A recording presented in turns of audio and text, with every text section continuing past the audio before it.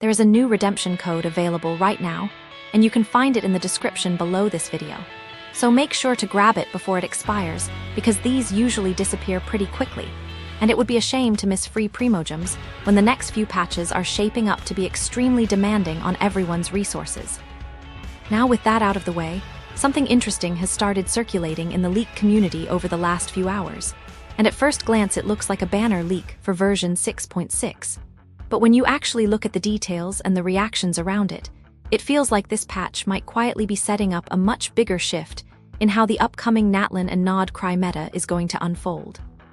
The leaked lineup for version 6.6 is currently being reported as Nicole, Mavuika, Lohen, and Kinich, which on paper looks fairly straightforward. But the moment people noticed who was missing, the discussion immediately changed from excitement to speculation because one character that everyone expected to see here simply wasn't there: Durin. And that absence is actually where the entire discussion begins. At first I thought this was just another early leak that people were overreacting to, because early banner information changes all the time and nothing is ever guaranteed this far ahead of beta. But when you start reading through the community reactions, you begin to notice a consistent pattern where players are not just reacting to the lineup itself, they are trying to understand what this patch is trying to do. One of the first reactions that stood out to me was someone saying, "Part of me is disappointed in no Durin. Part of me is okay with it because Nicole and Durin in the same patch would have destroyed my gems," which perfectly captures the split sentiment that we are seeing right now, because some players feel relieved while others feel like something doesn't add up. And the reason it feels strange is because version 6.6 looks like it was supposed to be the perfect moment for Durin to rerun, especially with Nicole entering the game as a new support that seems heavily tied to Hexerie teams and Varka setups, which naturally raises the question of why Hoyoverse would separate these characters if they are meant to work together. This is where the theory crafting starts to get interesting, because several players began suggesting that separating Nicole and Durin might actually be intentional from a banner strategy perspective, since running them together would split player spending between two synergistic units, while spacing them out forces players to commit resources twice instead of once.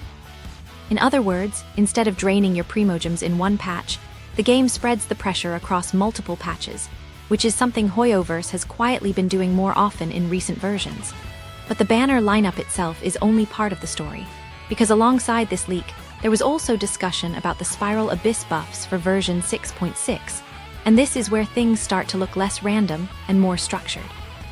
According to the same source, the first half of the Abyss is expected to give a 75% damage bonus when the character is protected by a shield, which immediately caught people's attention because Nicole's leaked kit revolves around shielding and team-wide attack buffs, making this look like a clear attempt to highlight her value right when she releases. And if you think about it from a design perspective, this is actually a very common pattern where new characters receive an Abyss environment that makes them look stronger and more essential, encouraging players to try them and potentially pull for them.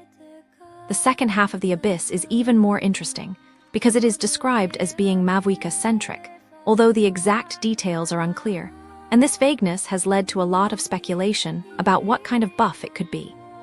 Some players believe it will focus on Night Soul damage, others think it will boost pyro attacks when energy is 0, and a few even suggested that it could be tailored specifically to Mavuika's mechanics in a way that encourages her teams over others, which would explain why she is rerunning in the same patch. What makes this particularly fascinating is that both halves of the Abyss seem to align directly with the two major characters in the banner lineup, Nicole on one side and Mavuika on the other, which creates the impression that version 6.6 is less about introducing new gameplay and more about reinforcing specific team archetypes. And this leads us directly into the Nicole discussion, which is arguably the most important part of the entire leak. Based on early information, Nicole is expected to be a shielder and a team-wide attack buffer, whose strength scales with the number of Hexerie party members, which immediately positions her as a core support for Hexerie teams, and especially for Varka, who has been struggling with survivability and team consistency in many player setups. One player summed it up perfectly by saying, "My Varka needs a shield so bad my soul hurts," which might sound dramatic, but it highlights a real issue that many players have experienced when trying to run aggressive teams without reliable protection. Another interesting discussion revolves around how Nicole might affect existing Anemo supports for Varka teams. Because if she provides both shielding and sustain, it changes the value of characters like Jean and Venti in those compositions. Some players are hoping that Jean will receive buffs that make her a better Varka support, potentially adding attack speed or crit buffs to her kit, while others believe that Venti will remain the best option due to his energy regeneration and grouping capabilities, especially in Hexerie teams where stacking effects quickly becomes important. One comment even argued that Venti was intentionally designed to provide around a 10% damage gain for Varka at base investment, making him difficult to replace in the current meta, which suggests that Nicole might complement existing supports rather than replace them. And this brings us to another major topic in the discussion, which is Lohen and whether he is going to be a standard banner character. Right now, most leaks suggest that Lohen will enter the standard banner pool, but nothing has been officially confirmed, which has created a lot of uncertainty about whether players should pull for him immediately or wait for future opportunities. Some players are planning to prioritize Nicole first and rely on anniversary selectors or standard pulls to obtain Lohen later, while others are worried that his weapon might become difficult to obtain if it follows the same pattern as previous standard characters, whose signature weapons only appeared on debut banners or chronicled reruns. This uncertainty is actually affecting pull strategies quite heavily, because players who want both Nicole and Lohen are trying to calculate the safest way to spend their resources without risking future banners. Meanwhile, Kinich's rerun has created a completely different type of discussion, because unlike Nicole and Mavuika, Kinich is not being debated for his meta impact as much as he is being appreciated for his gameplay experience. Several players mentioned that Kinich is one of the most fun characters for exploration due to his Natlan movement mechanics, which makes him valuable even if he is not considered top tier in combat, while others pushed back against claims that he struggles with damage, arguing that he performs perfectly fine in overworld content and does not rely heavily on his burst to function. This creates an interesting contrast within the banner lineup, because Nicole represents future team building potential, Mavuika represents established power, and Kinich represents gameplay enjoyment, all within the same patch. But despite all of these discussions, the biggest unresolved question still revolves around Durin and where he might appear if he is not in version 6.6. Some players believe he will arrive in version 6.7 alongside Sandrone, while others think version 6.8 makes more sense due to the summer event timing and potential synergy with Varka reruns, which would create a more thematic and profitable banner cycle. There is also the possibility that Hoyoverse is deliberately spacing out major characters to maintain consistent hype across multiple patches, rather than stacking them in one version and leaving the following updates feeling empty. And this brings us to the final and perhaps most important point, which is leak reliability.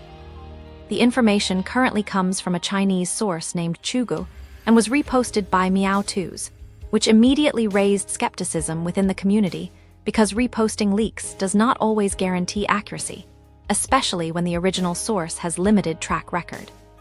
Some players pointed out that early leaks often change dramatically before beta begins, while others emphasized that anything from Chinese forums should be treated as suspicious until official beta data or livestream confirmation appears.